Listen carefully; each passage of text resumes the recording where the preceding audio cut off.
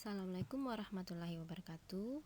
Hari ini kita berjumpa lagi dengan materi piutang atau dalam bahasa asing account receivable. Piutang atau account receivable itu adalah hak perusahaan kepada pihak lain yang akan diterima dalam bentuk kas. Ciri-ciri piutang, yang pertama mempunyai tanggal jatuh tempo, yang kedua mempunyai nilai jatuh tempo, yang ketiga bila angsurannya terdapat bunga. Jenis piutang. Yang pertama ada piutang usaha. Piutang usaha adalah tagihan kepada konsumen karena adanya transaksi kredit. Yang kedua, piutang wesel. Piutang wesel tagihan perusahaan yang didukung oleh surat wesel. Dan yang ketiga adalah piutang lain-lain atau timbul karena adanya pinjaman kepada pihak lain, contohnya kepada pegawai. Pengakuan piutang. Kalau kita berbicara piutang dagang atau tagihan yang timbul karena adanya transaksi kredit, pengakuannya perusahaan memperoleh piutang dagang tersebut melalui adanya penjualan kredit. Terjadi retur dan potongan penjualan dan adanya pelunasan. Penilaiannya, piutang harus dicatat dalam laporan dalam neraca sebesar nilai kas atau nilai neto yang bisa direalisasikan, yaitu jumlah piutang setelah dikurangi cadangan kerugian piutang tak tertagih. Untuk pengalihan, perusahaan mengalihkan piutang usaha yang dimilikinya kepada pihak lain atau lembaga keuangan, bank, dan pegadaian piutang dengan tujuan untuk mempercepat penerimaan kas dari piutangnya. Misalnya perusahaan sibuk dengan banyak yang berpiutang ya. Kita tidak sempat untuk menagih langsung kepada orang-orang yang meminjam atau melakukan transaksi penjualan kredit di perusahaan. Itu bisa kita alihkan proses penagihannya melalui lembaga keuangan seperti bank atau pegadaian. Penyajian piutang itu disajikan di dalam neraca. Jadi setiap jenis piutang harus disebutkan dalam neraca atau catatan atas laporan keuangan. Misalnya piutang wesel, piutang dagang, piutang lain-lain, itu harus jelas nama akunnya di dalam neraca. Piutang jangka pendek sebagai bagian dari aset lancar itu berada akunnya di bawah investasi jangka pendek. Jumlah piutang kotor dan penyisian piutang tak tertagih, keduanya harus dilaporkan bersama-sama. Untuk penyajian piutang di dalam laporan laba rugi, beban piutang tak tertagih dan beban jasa akan dilaporkan sebagai beban penjualan atau beban operasi, sementara pendapatan bunga akan dilaporkan di bawah pendapatan dan kerugian lain-lain atau aktivitas non-operasi perusahaan. Lihat penyajian piutang ya. Kalau kita menyusun laporan neraca, piutang itu ada di dalam klasifikasi aset lancar. Jadi kas dulu, wesel, tagih dulu, baru piutang. Piutang dikurangi dengan penyisihan piutang tak tertagih, itu baru jumlah netonya piutang dagang. Terus ada piutang bunga. Jadi apapun piutang, jenis piutang perusahaan itu punya akun masing-masing, dan seterusnya ya. Oke, piutang wesel. Piutang wesel timbul karena adanya penjualan kredit, pemberian pinjaman, adanya perubahan dari piutang menjadi piutang wesel ya. Jadi piutang dagang menjadi piutang wesel. Piutang wesel ada 3 bagian. Jadi ada penjualan kredit. Ketika kita melakukan piutang wesel penjualan kredit, maka jurnalnya piutang wesel debit, kreditnya penjualan. Pemberian pinjaman debit piutang wesel, kreditnya kas. Yang ketiga, piutang menjadi piutang wesel atau dialihkan menjadi piutang wesel, debit piutang wesel, kreditnya piutang dagang. Piutang pajak. Piutang pajak adalah piutang yang wajib dilunasi oleh wajib pajak dalam periode berjalan tahun berikutnya, sehingga tidak ada piutang pajak yang melampaui satu periode berikutnya. Oleh karena itu, piutang pajak disajikan di dalam neraca sebagai aset lancar. Jadi kalau kita nyusun laporan keuangan, itu dia disajikan di dalam aset lancar. Piutang tak tertagih. Piutang tak tertagih itu adalah kerugian piutang bagi perusahaan akibat sejumlah piutang yang tidak dilunasi oleh pihak debitur.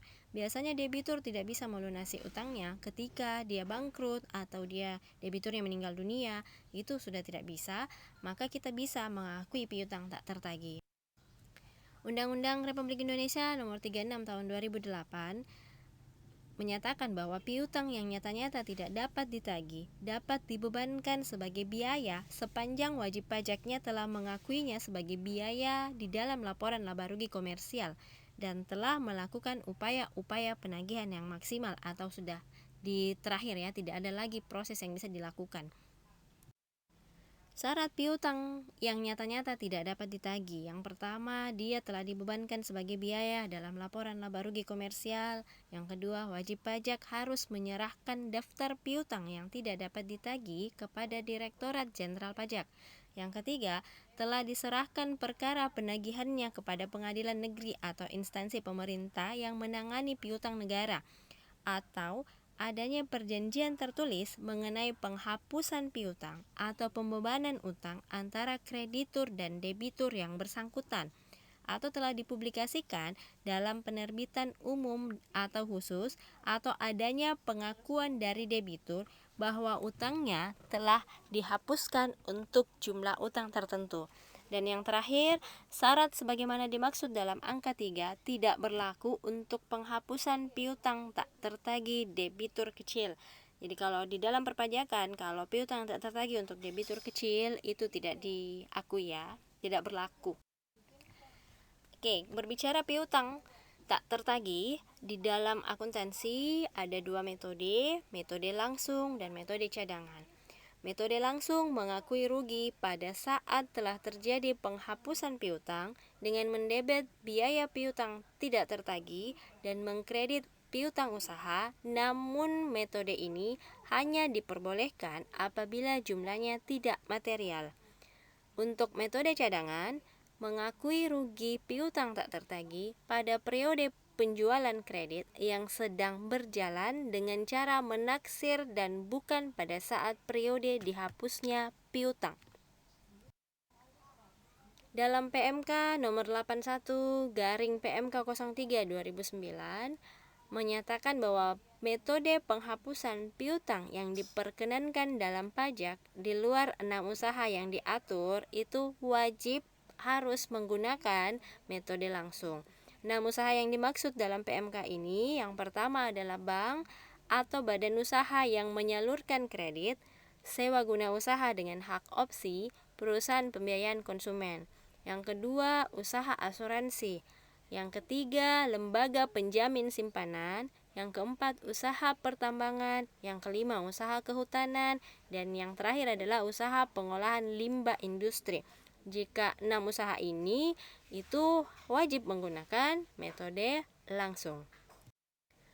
Kita lihat ilustrasi kasusnya ya. Pada tanggal 5 Juni 2018, PT Cahaya menjual barang secara kredit sebesar 8.800.000 sudah termasuk PPN 10%. PT Cahaya telah dikukuhkan sebagai PKP pada tanggal 15 Maret 2015. Sistem pencatatan persediaan yang digunakan oleh PT Cahaya adalah perpektual, di mana harga pokok penjualannya adalah 5.500.000. Maka kita menjurnal debit piutang usaha 8.800.000. Kreditnya PPN keluaran 800.000, kredit lagi penjualan 8 juta. Dari mana dapat PPN keluarannya? Kita pakai rumus PPN ya. PPN kan 10%. Jadi 100 per 110 dikali jumlah piutangnya 8.800.000. Terus debit lagi HPP, kreditnya persediaan 5.500.000. Jika perusahaan belum dikukuhkan sebagai PKP, maka PT Cahaya tidak boleh melakukan pemungutan PPN dengan membuat faktur pajak. Jadi jurnalnya debit piutang usaha 8 juta, kreditnya penjualan 8 juta. Debit lagi HPP 5.500.000, kreditnya persediaan. Ilustrasi akuntansi pajak untuk PPN. Yang tadi piutang ya.